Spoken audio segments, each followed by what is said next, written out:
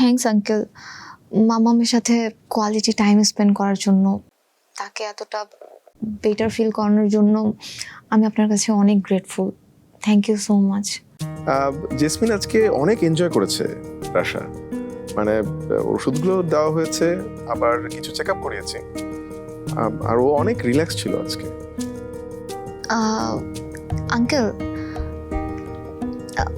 আপনি কি মামামকে বলেছেন যে আপনি মামামকে লাইক করেন? এটা কিভাবে বলবো রাশা, মানে এটা তো সত্যি না। আমরা যেটাই করছি সেটা ওনাকে মানসিকভাবে একটু ভালো রাখার জন্য।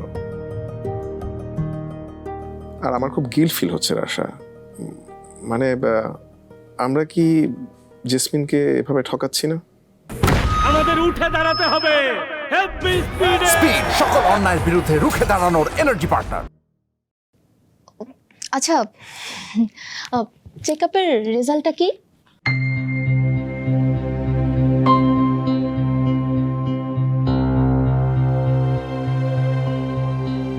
কথা বলছেন না কেন আঙ্কেল? আমি তো জানি অ্যান্সার কি হবে। ভালো কিছু নিশ্চয়ই হবে না।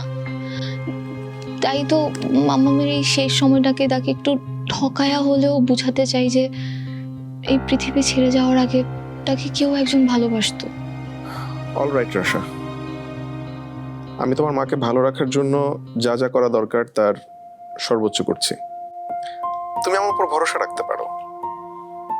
জেসমিন যতক্ষণ আমার সাথে আছে ততক্ষণ ওকে কোনো অভাব বা কষ্ট আমি বুঝতে দেব না। অনেক থ্যাঙ্কস আঙ্কেল।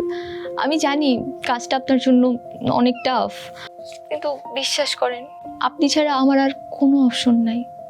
কালকে দেখা হচ্ছে তাইলে। ওকে, দেখা হবে, ভালো থেকো।